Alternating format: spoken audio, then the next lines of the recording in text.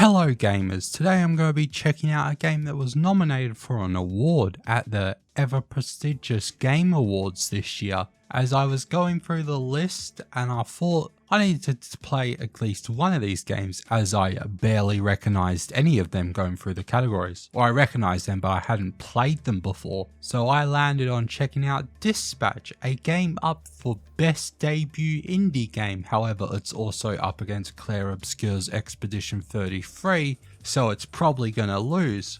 Which really does suck, as I have massively enjoyed my time playing through the game, so much so that I've played through it twice before writing this script, and I'm halfway through playing it a third time at the moment. But why did I end up choosing this game to begin with? Well, Aaron Paul and a bunch of social media famous people are in the cast, but the main reason, I'm not gonna lie, I heard someone describe it as bringing back games like The Wolf Among Us and Life is Strange. So I bought the game the second I heard that, and also by that metric the game also did not disappoint. But before we dive too deep into talking about the game, let's take a quick look at the studio behind the game, AdHoc Studios. This clearly being their first game, thus why they're up for debut indie game, and as you may have been able to guess, many of the founders of AdHoc were once from Telltale Games, forming AdHoc in 2018, where the first thing they were working on was Dispatch, but not in the way that we have it today, as Dispatch was originally imagined as a live-action superhero workplace comedy TV show. Something like The Office or Superstore, but with superheroes. However, the show was set to start filming in 2020, and well, we all know what happened in 2020. During that time, however, the team was hired to do some work on The Wolf Among Us 2 by the reborn Telltale Games, and seemingly now dead again from what I last read. And counting the founders were a big part of Wolf 1, they agreed and started working on the game with Telltale, finishing what they were hired to do whilst Telltale seemingly imploded again. So they were left with no work to show on Wolf 2, at least at the moment, and a show that was cancelled but an idea that stayed with them, turning into the interactive narrative we got today. And hopefully we'll be getting more games like this from AdHoc in the future, as it seems to be their goal to bring back a golden age of interactive narratives. And they also have done something I always thought Telltale should have done, and that is to create an original IP, as I personally believe that one of the reasons Telltale failed was due to having to pay out for all the rights for all the games they did. Which is just what I think. I haven't looked into that, but let's be honest, it seems true. And also, I would prefer to see a studio's own vision than a modified vision of someone else's. But now let's check out Dispatch. Because the game is an interactive narrative / Telltale-esque game, the gameplay isn't the most, well, let's just say it wouldn't win an award for innovative gameplay. However, its art direction is fabulous, being a take on the art style we would see in The Walking Dead or The Wolf Among Us, but with all the improvements that over 10 years of graphical advancement brings, with a bit more of a creative take applied as well, being maybe my favourite looking game that I have played this year, apart from of course the hit 2025 masterpiece that was Mind's Eye. Shockingly, Mind's Eye is not up for any awards this year. Now, I did just say this game doesn't have amazing gameplay, which I stand to, as there are two different types of gameplay featured, and two types that aren't as common for this genre. That isn't just dialogue options and QTEs, not that they are bad things. The first of these being hacking, which is where you control an orb-like thing and have to navigate around a course whilst using building hacks to create new pathways, finding hidden keys to open up more pathways, and using power to open new directions and also avoid the antivirus orbs that will try to stop you. And then there is what the game gets its name from, dispatching, which is where you clock on for your shift and send out your team of superheroes to help people, making sure to match the right hero for the right job, as all heroes have stats in fields of either combat, vigor, mobility, charisma, and intelligence. Sometimes sending multiple heroes can make up for any lapse some heroes may have in other fields. And then 2 heroes can work together better than others, increasing their synergy and then increasing your chance of succeeding when those 2 are on a job together. And then after the job, the hero needs to return to the building and rest for a bit before being able to go out again. And failing a job can lead to a chance of injury depending on what the job was. Getting injured the first time, and the second time they will go into a down state where they will be unable to work for the rest of the shift. Dispatching can be very fun, however if you are like me, you are not only cursed by bad luck but also by the fact that you just suck at dispatching. So that took some getting used to for me, but it's still a very enjoyable form of gameplay, I feel, once you start to understand it, which probably takes normal people a lot quicker than it took me. But that's not important. What is important is, who are we dispatching for? Who do we work for? Well, that is a good question, and one we can answer by understanding the world of dispatch a bit better. The game takes place in a world where powered people are semi-common and not as common, but still around are aliens from other galaxies. But when superpowered people exist, there are always going to be people who attempt to use their powers to greater their own lives, no matter the effect on other people's. So in order to combat this, at least in the Southern California region that we know of, a company by the name of SDN, or Superhero Dispatch Network, was formed. A subscription-based service where you can request superheroes to help you in many ways, from getting you to the airport in time to defending you from a supervillain attack. And they must have some pretty sneaky contracts, as they can basically access any camera you own and are also not responsible for any damages caused during a dispatched hero's mission. SDN has a wide range of heroes to help you, from the star-studded heroes of the DTLA branch, with the likes of Phenomenon. It's okay if I say it wrong because they also say it wrong during the game, so I'm okay with that.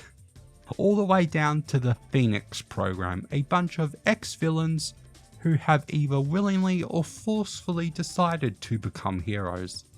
Something this game didn't touch on as much as I would have liked is the fact that heroes do help the paying customers. Now, I have seen talks, at least from YouTubers, of a possible season 2 for Dispatch, so maybe they can look at the moral dilemma, but now that we know about the company that runs the heroes, let's check out the game's hero, the everyman hero, Robert Robinson III.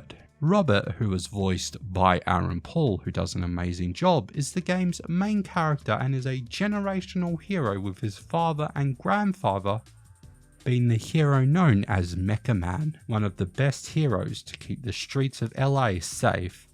However, the Robinson line of heroes are special, as they don't have any special powers to state, using, well, a mech suit to fight crime. So their superpower is basically the same as Iron Man or Batman: money. However, after Robert lost his father to the superhero turned villain Shroud, he has been running through all the money he has left, trying to keep the suit running.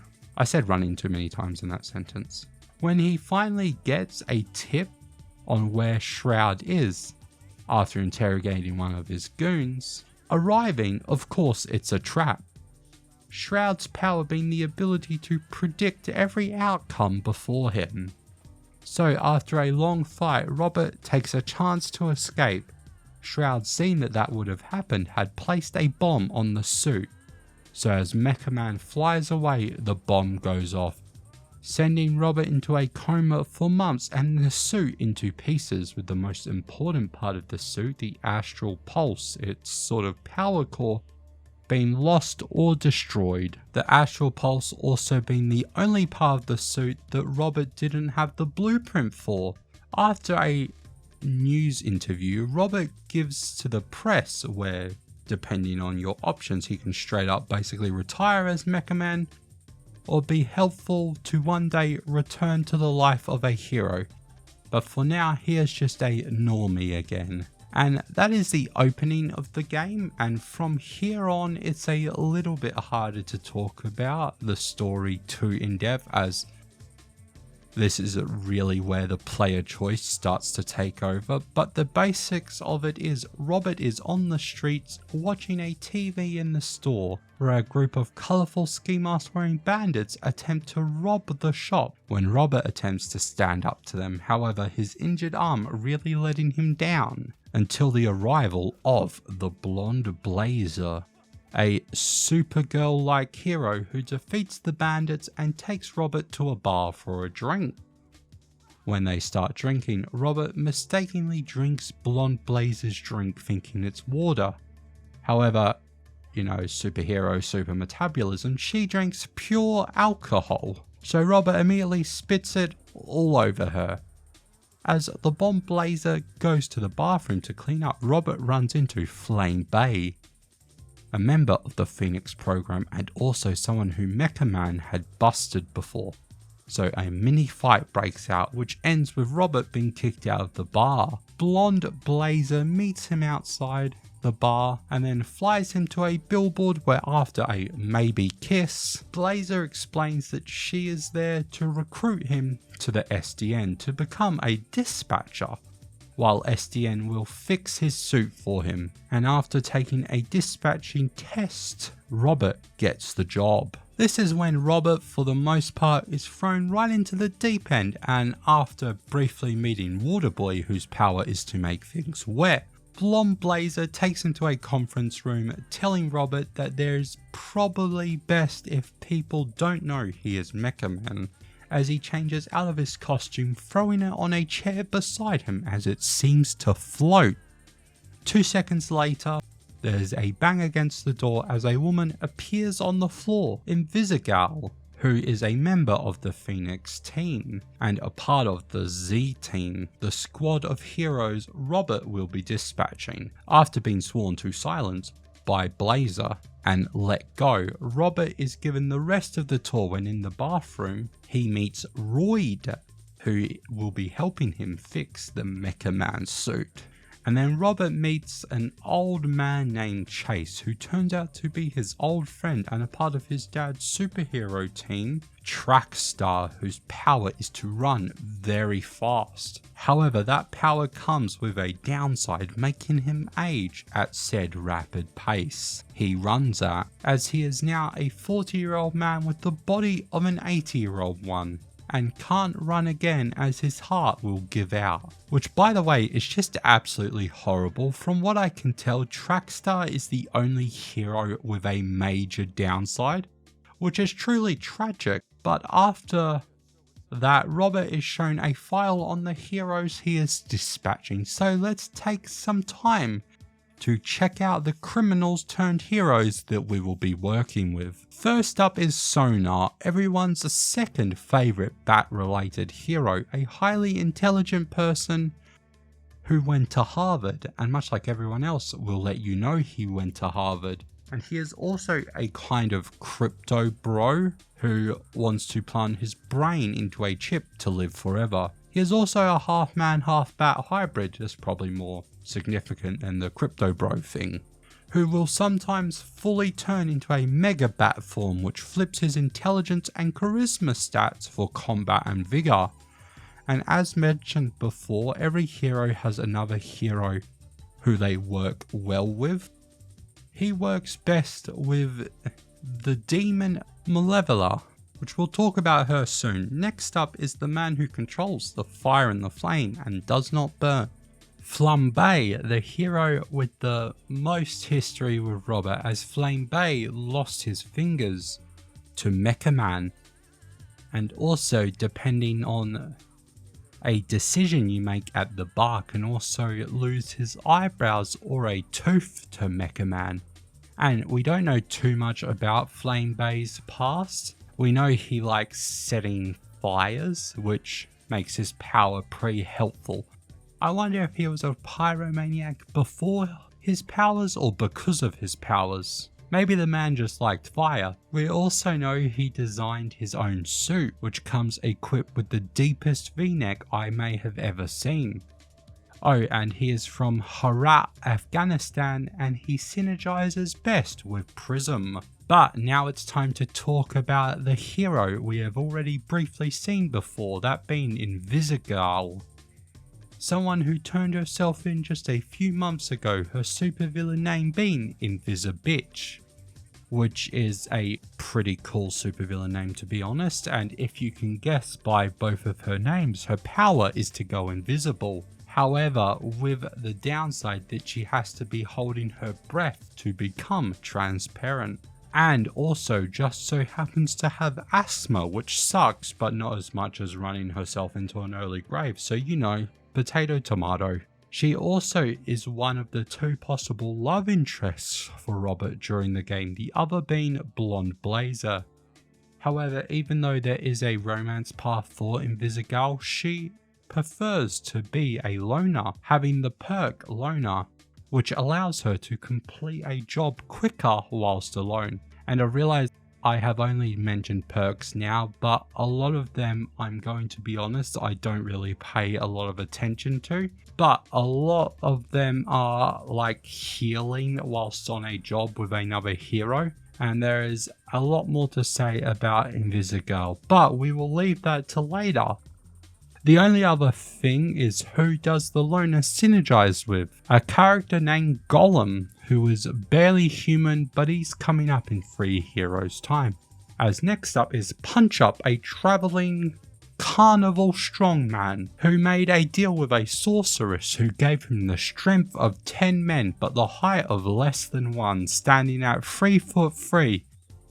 But I wouldn't say this is much of a curse as he is using his height to, well, punch a lot of people in the balls, thus punch up. I see that, I just got that. His true superpower. That and the inability to feel pain. But who teams up best with the assassin lady Coop? Prism is next up. She is a social media superstar with 1.2 million followers and a pop star career in the works. She uses light to defeat her enemies by blinding them. And she is born in Flint, Michigan. I don't know why I mentioned that, but I did. I don't even know why I know Flint, Michigan. But she teams up, as mentioned before, with the Fire and the Flame himself. Next up, Malevola. What is there to say about the Demon Lady, apart from the fact that she clearly should have been a romance option? Who doesn't want to fall in love with a 6 foot, 6.6 inch tall, red-skinned demon with a sword that allows her to teleport around and has a tail that seemingly works as basically a third arm? Oh, and she also is Sonar's NA sponsor. So she's a helpful friend too. What's more to ask? Or maybe she is just helpful to Sonar as they synergize well together. Golem is a large pile of mud and rocks being a construct held together with magic. And he quite possibly has the best perk of all the heroes as he can duplicate himself for calls, filling all unassigned slots with himself and applying a buff to increase Golem's chance of getting the job done.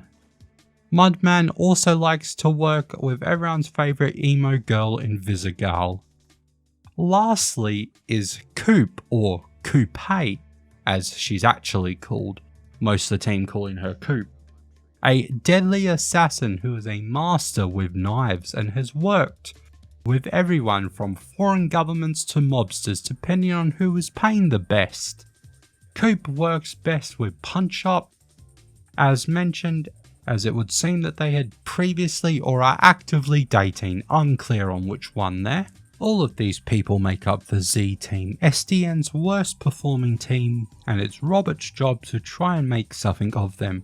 With Robert sending the heroes out on jobs as we get a lot of dialogue between the heroes and Robert, talking throughout the dispatching shifts as the Z team work well, they'll way up the leaderboards to become a real hero team. The first major road bump in the story, however, is Blonde Blazer and Robert decide that it's good to cut a team member to help send a message. And the day we tell the team about one of them getting cut, they start to sabotage each other. But at the end of the day, Coupe, Invisigirl and Sonar are all at the bottom. When towards the end of the shift, Invisigirl runs away when Robert convinces her to stay, and there is conveniently a store being robbed very close to her location. And the person who is robbing the store is one Lightning Struck, who just so happens to be a villain that Vizzy has let go 2 times before, once whilst responding to a donut shop B&E and the other whilst sabotaging Malevola, which has increased his bounty enough to keep Vizzy out of the bottom after catching him with the help of Robert, of course. Which leaves you with the choice either to cut Sonar or Coupe. Cutting either one will deeply affect morale of the synergy partner, but after choosing who to cut next, the big choice is who to replace the team member you have just cut. Also, so say if you cut Sonar, Malevola, or if you cut Coupe, Punch Up will then synergize with the person who replaces them. Which is a bit grim. I don't know if that's how that would actually work, but I get why it works like that in the game. But like, imagine your Coupe, you get cut. Next week, you see the team on TV and Punch Up's already running around with the first of 2 options, that being Waterboy, a hero you meet on your first day as he got hired as a janitor using his unique powers to help clean the SDN offices. But you have the chance to take him under your wing and manipulate him into the hero you know he can be. So, do you give the chance on the new guy or do you go with the vet, the #1 hero in all of the SDN, that being Phenomenon, a person Robert has met a couple times in the game by now. The first time being when he and Blazer are leaving the building as Robert is about to ask out Blazer when Phenomenon shows up to pick up his girlfriend Blazer, which stops that convo real quick. However, the next day it turns out that night Blazer broke up with the amazingly phenomenal Phenomenon, sending him into a depressive episode with DTLA dropping him. And since I have done 2 playthroughs, I have picked both options, and believe it or not, it's not even a hard choice who you should pick, as Waterboy may be pretty weak at the start, but you can upgrade him. Now, Phenomenon does have phenomenal stats, but also a random chance of having depression strike him down, basically sending him into a rest for a very long time, where he will basically be unusable for more than half the time whilst you are on shift. After the team get used to the cut and their new team member, the team invites Robert out to a bar, the team going to a villain bar due to multiple heroes being banned from other bars around the city. And of course, Robert doesn't really fit in the bar, still buying the team drinks however and enjoying their time, right up until a villain starts a fight with Vizzy. As the team gets into a massive bar fight, getting kicked out of another bar, the team ends up at a taco shop talking, when the topic of Robert's true identity comes up, where you can choose to let them know that you are Mecha Man or not, where they will all tell you their names, and if you tell them you are Mecha Man, Flambe will attack you, with another member of the C team stepping up to stop him before he flies off in a rage, not showing up for the next shift, when in the next episode the team hold a house party for Robert, where they attempt to track down the Astral Pulse, which ends with Invisigirl storming out after an argument with Chase, and as Flambe shows up late, where he could possibly miss out on the chance of knowing that Robert is Mecha Man, because at the party is when the rest of the group finds out if you do not tell them earlier. But if you did tell them you are Mecha Man earlier, Flambe will punch you in the face, saying he will need to do that at least once a month to work out his emotions. After the party ends, however, Chase returns to apologize to Robert about his behavior. When the computer starts going off, it turns out Invisigal had gone after the Pulse alone, and a bunch of other villains are there fighting for it. With the help of Robert's hacking, Invisigal makes it to the Pulse where Shroud shows up, gasses her out when Robert turns around to see Chase in his track star pose as he hits his famous catchphrase, "Keep up." No! And runs out all the way to the ship, saving Vizzy, someone who Chase hates by the way, saving her for Robert. This action leaving Chase in a coma. The next day after hearing the news, the team demand that Vizzy is to be cut as Cooper Sonar were cut for much less. Either way, Robert is left feeling conflicted, especially after Invisigal admits that she was the one who put the bomb on his suit that night. Robert returning to the villain bar to drink away his pain, sitting across the bar from someone who seemingly has a high respect for the blonde blazer, killing the bartender for talking bad about her. This man, with the help of the person you cut, knocks out Robert and starts beating him for information, as that person turns out to be Shroud.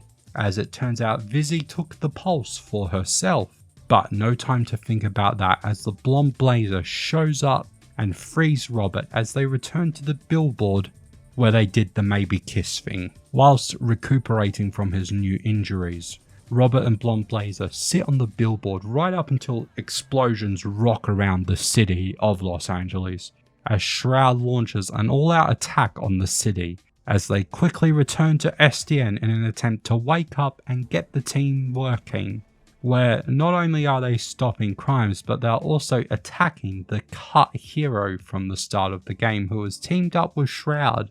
But after attempting to keep the whole city safe, the dispatcher's office loses power as Coop/Sonar and Shroud's goons arrive at the building, where Royd and Robert go to the lab to get the suit, where they find Invisigal poking around, where she gives Robert the Pulse. And well, that's where I'm going to end talking about the story segment, not because it's bad, but because more than any other game I have covered here before, I highly recommend you play this game.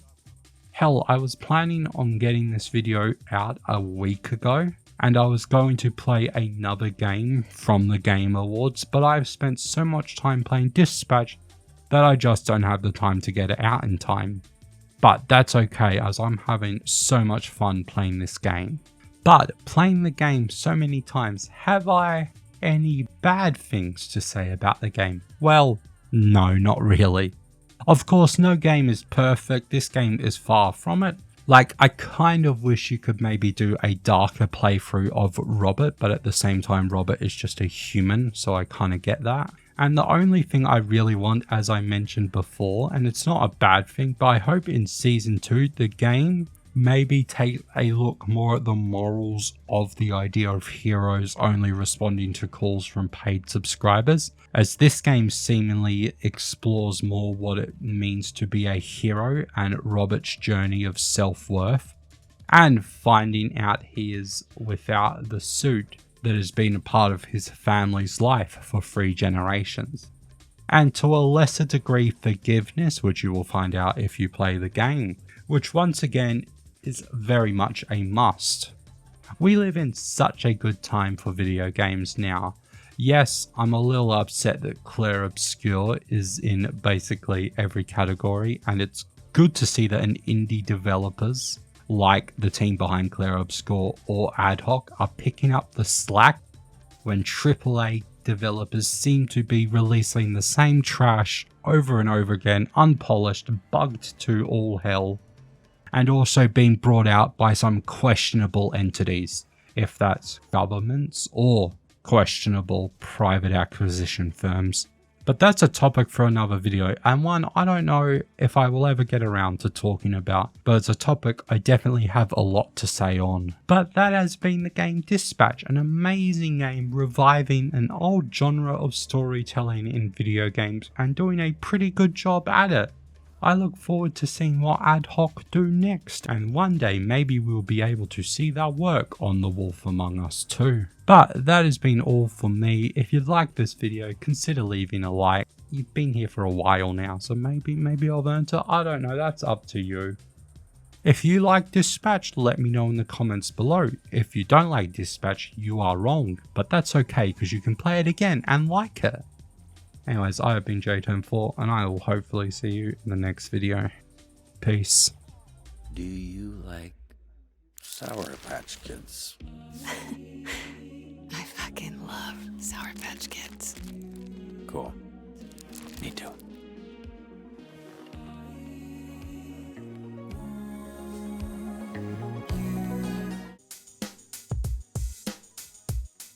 Oh. Sounds like hip-hop, but it's not, because then the white guitar come in, the white blue guitar. It's like Run DMC, you know, they came through a wall, but this is a different song. I hate the world today. You're so good to me, I know what I can't change. I can't change. I try to tell you, but you look at me like maybe I'm an angel underneath. Innocent and sweet, like sweet and sour sauce. Yesterday I cried, this is the lady in the song, not me. You must have been relieved to see the softer side. So soft. I back up, sing for me. I can understand how you could be so confused. I don't envy you. I'm a little bit of everything, all rolled into one. I'm a bitch. My name's Robert, such a bitch whose name is Robert. I'm a bitch, yeah, I'm a bitch. I'm such a fucking bitch. I have no hopes, I have no dreams, and a tiny little pain.